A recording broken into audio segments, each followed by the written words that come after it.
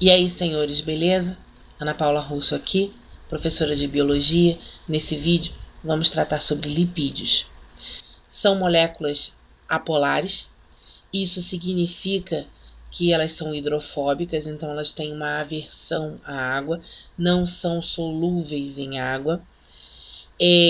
Por não serem solúveis em água, elas são solúveis em solventes orgânicos, como álcool, éter e benzina.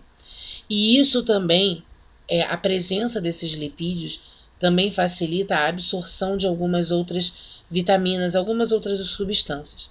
Sabemos que nós absorvemos tudo na nossa alimentação. Então, quando chega lá no intestino delgado, a absorção de vitaminas, de nutrientes.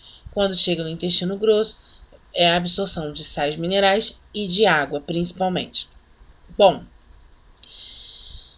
a água é considerada um solvente universal, mas existem algumas moléculas que são apolares, então elas não são solúveis em água, o que acontece com os lipídios também.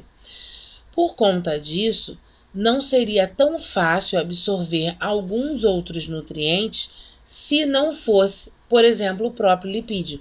Afinal, outros que não sejam solúveis em água, eles podem ter maior aderência aos lipídios. Então, a sua presença na alimentação favorece a absorção de vitaminas que sejam lipossolúveis, ou seja, solúveis em lipídios. As cadeias de gordura são quebradas no organismo pela ação de uma enzima produzida no pâncreas, denominada lipase. Ase é terminologia para enzima, e essa enzima age sobre lipídios. Formação da bainha de mielina nos neurônios. Então, assim, os neurônios, eles são células muito importantes, óbvio. Não têm a capacidade de se multiplicar, então não formam outros neurônios. Nós temos uma quantidade muito grande, mas alguns que sejam danificados trazem essas doenças neurodegenerativas, que elas não têm cura. Então, assim, os neurônios, eles servem para passar impulsos, para passar informações. Esses impulsos, então, que levam essas informações, precisam estar protegidos. Na bainha de mielina, que é uma capa de gordura, para que ela serve? Vamos pensar no neurônio, tá? Eu tenho o corpo celular, eu tenho o axônio, e esse axônio, que é essa cauda do neurônio, é como se fosse um fio.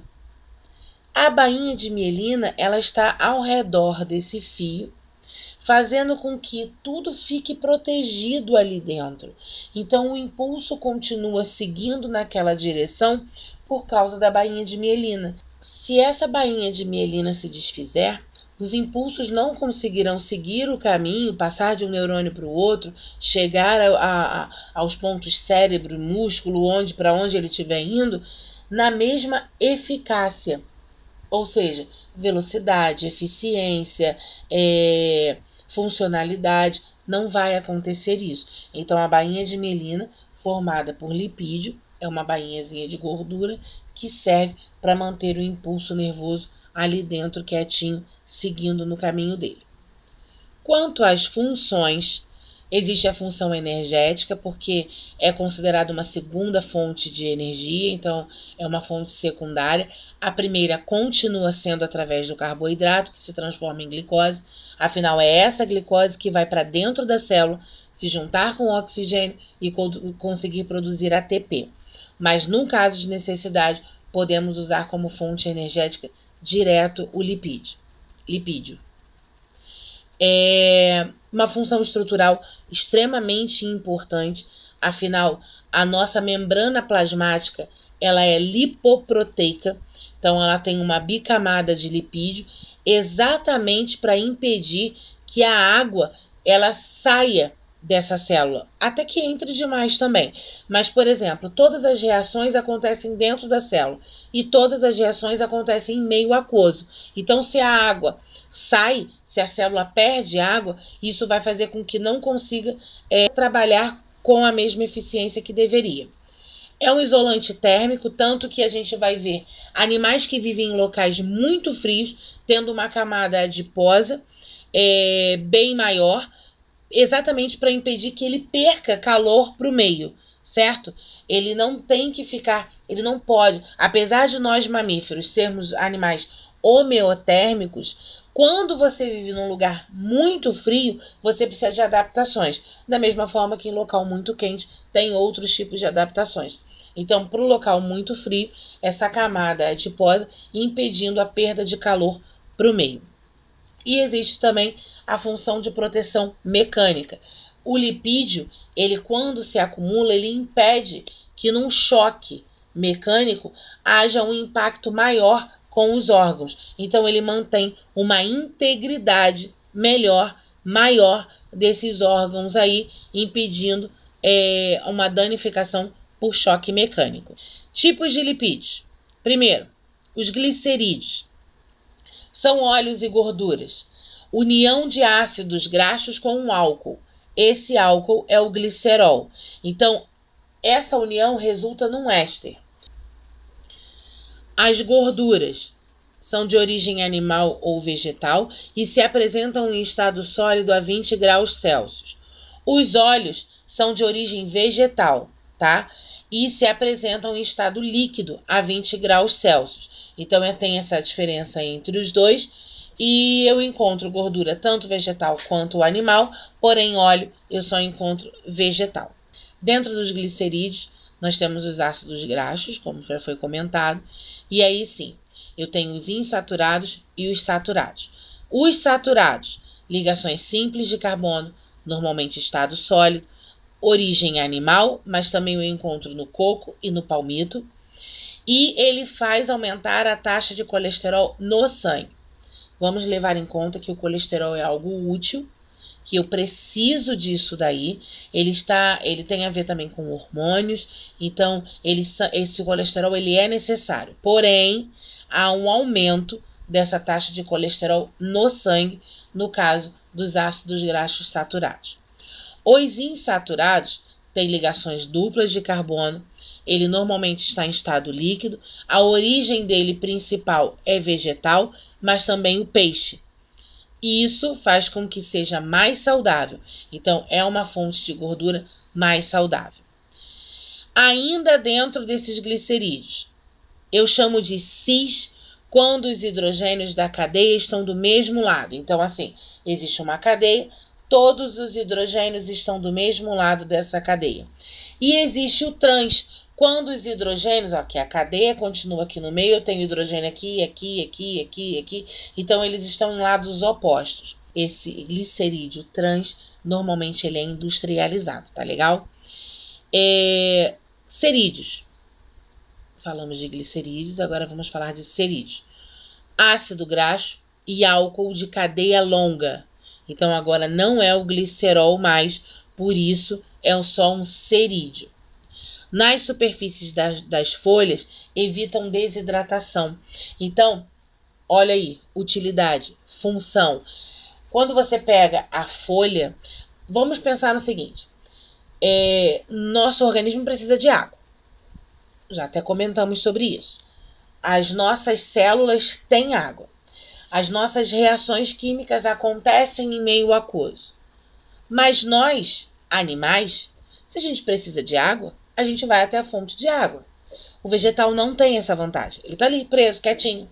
Céssio no substrato. Então, precisa de algumas adaptações. Uma delas, presença de cera, desse cerídeo, nas folhas. Afinal, as folhas, maior contato com a luz solar, o calor poderia fazer com que ela desidratasse com mais facilidade. Mas esse cerídeo que está ali impede que haja uma desidratação, impede que ela perca a água com facilidade. Então, assim, a gente pode perceber, se você deixar de molhar uma planta por muito tempo, você começa a ver que ela vai ficando murcha, né? Por quê? Porque aos poucos essa água ela vai saindo de qualquer jeito. Então, as células vegetais que tem aquele vacúolo central lá no meio para armazenar água, ele vai começando a murchar. aos poucos isso vai acontecendo. Porém, o cerídeo ali, a presença desse cerídeo faz com que isso demore. Tanto que depois, quando você coloca a água, a não ser que você mate a planta de vez, né? Mas aí você coloca a água e aos poucos ela vai de novo ficando túrgida, porque a célula vai ficando túrgida, então a planta vai voltando ao normal, vai ficando bonita de novo, ela não deixa, sai daquele estado murcho dela. Na secreção uropigiana das aves, as aves têm uma glândula perto da cloaca, que essa glândula libera um cerídeo. Essa glândula é chamada uropigiana, e esse cerídeo, essa secreção, a ave ela fica mexendo, tira, coloca no bico e passa o bico cheio desse cerídeo nas penas. Então as aves, principalmente as aves aquáticas, às vezes elas mergulham, saem do outro lado, parece que não aconteceu nada. No máximo você vê umas gotículas do lado de fora. Por quê? Por conta desse cerídeo, que ela pegou essa secreção lá na glândula uropigiana e aí passou pelo corpo. Também é encontrado em secreção de abelhas, certo? Até porque, né, cera, né, abelha. Os esterídeos, eles são encontrados nos animais. Funções importantes estão relacionadas aos hormônios sexuais, ainda aos sais biliares, ao fígado e à vitamina D. Formam as membranas plasmáticas. Então, mais uma vez, alguém que seja muito necessário para a membrana plasmática, certo? E tem a ver esterídeos, esteroides, então estão todos no mesmo núcleo, no mesmo lugar, então são necessários aí para o nosso organismo. Os fosfolipídios, formados por álcool e ácido graxo, ou seja, ácido graxo está em tudo quanto é lugar, unidos a um grupo de fosfato e um grupo nitrogenado. Tem uma região polar e uma região apolar, ou seja, tem uma ponta que é hidrofílica, mas tem uma ponta que é hidrofóbica. Então, eu consigo em algum momento ter alguma associação com a água nessa cabeça hidrofílica dela, desse fosfolipídio. Os glicolipídios são ácidos graxos, possuem grupo nitrogenado e tem um carboidrato. Então, vamos lembrar que carboidrato digerido, glicose e tal. Agora, o glicolipídio, eu tenho essa mesma composição, porém eu tenho um carboidrato na molécula. Participam no reconhecimento celular, nas mudanças de um potencial de membrana. Ou seja, ter esse glicolipídio na membrana faz com que ele consiga reconhecer as outras células, entendeu? Então, as nossas células, elas estão organizadas de acordo com função, com formato e tudo, e esses glicolipídios auxiliam nesse reconhecimento. As lipoproteínas, lipídios associados a proteínas, realizam transporte de colesterol e triglicerídeos. Sua síntese lá no fígado e no intestino delgado vão ser divididos em, aí vem aquela coisa toda do HDL, LDL, como é que isso funciona, vamos lá. HDL, lipoproteína de alta densidade, são as consideradas boas, tá? Removem excesso de colesterol da placa arterial, então faz a placa arterial ficar bonitinha, limpinha, caminho lá livre para o sangue ficar circulando. A LDL é de baixa densidade, então são ruins. Baixa densidade, quanto menor a densidade, maior a propensa de ficar em suspensão. E aí nessa de suspensão, o sangue continua baixando e ele fica lá em cima, grudadinho ali na placa ali arterial. Então pode gerar problemas cardíacos. E aí existe aquela que é de muito baixa densidade, VLDL. Transporte de triglicerídeos e pouco colesterol para os tecidos, os quais serão armazenados ou processados pelo organismo como fonte energética. Então, assim, apesar de muito baixa densidade, tem a sua função e aí ele vai ser usado como fonte energética. Já ele vai conseguir ser quebrado depois para isso acontecer. Carotenoides são pigmentos de cor avermelhada, amarela ou alaranjada. Atuam com a clorofila, lá na realização da fotossíntese, e na produção de vitamina A em animais. E essa vitamina A tem ação antioxidante. 2 grupos. Os carotenos e xantofilas são pigmentos alaranjados, avermelhados e amarelados. Os carotenos não possuem oxigênio. A xantofila possui oxigênio na sua constituição. E os carotenoides, que são os que atuam na fotossíntese, protegendo a clorofila contra o excesso de luz. Ela precisa de luz para isso, mas o excesso de luz poderia danificar essa clorofila. Então, os carotenoides estão ali, são esses pigmentos, eles dão uma amenizada aí nessa quantidade de luz que existe, que está passando. Certo, pessoal? Fico por aqui, fiquem bem. Não esqueçam de dar like, compartilhar, se inscrever, ativar notificações, todas aquelas coisinhas que vocês sabem, tá legal? Beijo, fui!